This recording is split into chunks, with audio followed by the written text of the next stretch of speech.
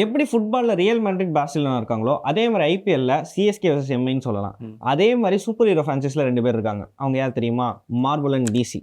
ஆனா எப்பயுமே டிசியால மார்வலோட கம்பீட் பண்ணவே முடியல. அதுக்கு என்ன காரணம்? ஒருவேளை பேட் ஸ்டோரி டெல்லிங்கா இருக்குமா? இல்ல பேட் டைமிங்ல படத்தை ரிலீஸ் பண்றதா இருக்குமா? இல்ல டூ மெனி ரீபூட்ஸ் நிறைய ரீபூட் பண்ணிட்டே இருக்கிறதுனால இருக்குமா? என்னவா இருக்கும்? சரி, இப்போ இதை பிரேக் டவுன் பண்ணலாம். டிசி மூவிஸில் பொட்டன்ஷியல் நிறையாவே இருக்குது, ஆனால் ஏதோ மிஸ் ஆகுது.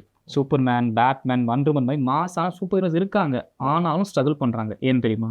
தெரியல. இந்த வீடியோவில் அதை பிரேக் டவுன் பற்றி பார்க்கலாம். வாங்க பார்க்கலாம்.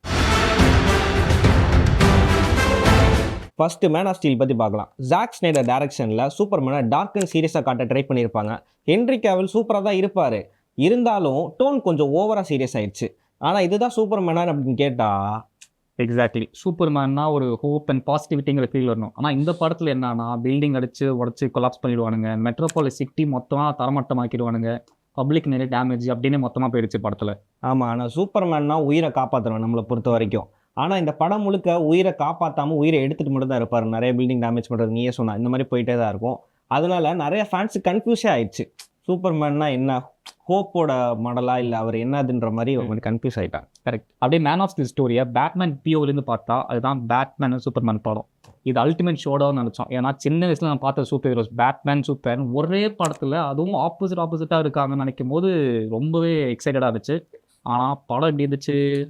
ஃபைட் சீன்ஸ்லாம் நல்லா தான் இருந்துச்சு, ஆனால் ஸ்க்ரீன் பிளே ரொம்ப கன்ஃபியூஸ் ஆகி சொதப்பிடுச்சு. அப்புறம் லெக்ஸ் லூத்தர் ரோல் வேறு லெவலில் பயங்கரமாக செட் பண்ணியிருந்தாங்க. ஃபோர்ஸ்டாக இருந்துச்சு. ஜஸ்டிஸ் லீக் வந்து ரொம்ப ஃபோர்ஸ் பண்ணி உள்ள வச்ச மாதிரி இருந்துச்சு. ஆனால் பேசிங் கண்டுபிடிக்கவே முடியல.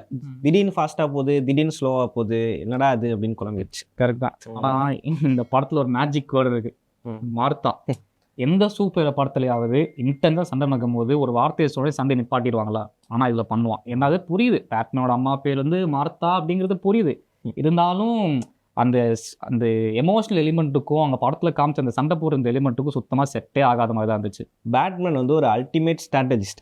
வேறு லெவலில் ஸ்ட்ராட்டஜிலாம் பண்ணி வில்லன்லாம் வந்து பின்னி எடுத்துருவான். ஆனால் மார்த்தான்ற பேரை கேட்டோடனே அப்படியே ட்ரான்ஸ்ஃபார்ம் ஆகி சண்டையை நிப்பாட்டிட்டு அப்படியே போயிடுவான்.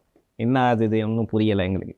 இதே வருஷத்தில் தான், அதாவது 2016 தான் தற்கொலை படை ரிலீஸ் ஆச்சு. அந்த வார்த்தையை சொல்லக்கூடாது, நெட்டு கீழே போட்டுருவான். ஃபேன்ஸ் மத்தியில் செம்ம எக்ஸைட்மெண்ட். டெட் ஷாட், என்சான்ட்ரஸ், டயாப்லோ, கட்டானா அப்படின்னு சொல்லி ஒரு பெரிய ஆன்டி ஹீரோ ஸ்குவாடே இறக்கிப்பாங்க படத்தில். என்னதான் அந்த படத்தில் பொட்டன்ஷியல் இருந்தாலும் பிளாட் ரொம்ப ஜம்பிள்டாகவே இருந்துச்சு. எடிட்ஸில் ரொம்ப அதிகமாக இருந்துச்சு. சில நேரம் சில கேரக்டரில் வந்து நிறைய சான்ஸே இல்லை, ரொம்ப ஆப்பர்ச்சுனிட்டிஸே கம்மியாக இருந்துச்சு. பாக்ஸ் ஆஃபீஸில் ரொம்ப அண்டர் பர்ஃபார்மிங்கான ஒரு மூவினே நம்ம சொல்லலாம். ஆனால் 2017 வந்த வண்டர் உமன் மூவியோட கட்டர் இது டிசிக்கு பெரிய பூஸ்டே கொடுத்துச்சு. கேல் கரோட்டா, பிரின்சஸ் டயனோட கேரக்டர் அருமையாக காமிச்சிருப்பாங்க. Character Patty Jenkins, action, emotion, drama, character எல்லாத்தையும் பேலன்ஸ்டாக காமிச்சிருப்பாங்க. இந்த மூவிக்கு அப்புறமா தான் டிசியால் ஒரு நல்ல சூப்பர் ஹீரோ மூவி, அதுவும் ஸ்டோரி டெல்லிங் மூவி கொடுக்க முடியும்னு ப்ரூவ் பண்ணுச்சு. எஸ்.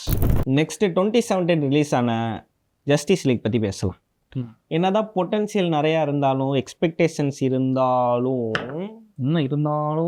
இருக்கிற அவசரமாக எடுத்து ஸ்னைடரோட எக்ஸிட்னால நிறைய ஃபேன்ஸுக்கு இது பிடிக்காமே போச்சு.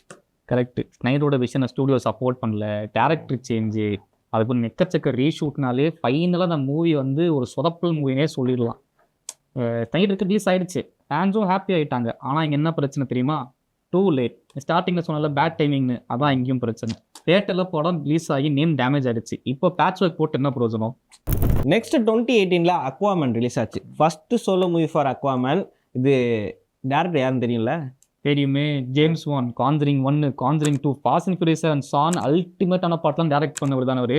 வேற லெவல் பண்ணியிருப்பாரு. டிசி ஒரு நல்ல விஷயம் பண்ணாங்க கேஸ்டிங் அண்ட் டைரக்ஷனில். Lead hero, heroine, villain, side கேரக்டர்னு எல்லாமே பாரபட்ச பார்க்காம வேற லெவலில் பெர்ஃபார்ம் பண்ணியிருப்பாங்க. டிசிக்கு பாக்ஸ் ஆஃபீஸில் $1 பில்லியன் கலெக்ட் பண்ண ஒரு கமர்ஷியல் சூப்பர் ஹீரோ படம்னா அது நம்ம அக்வாமேன் தான்.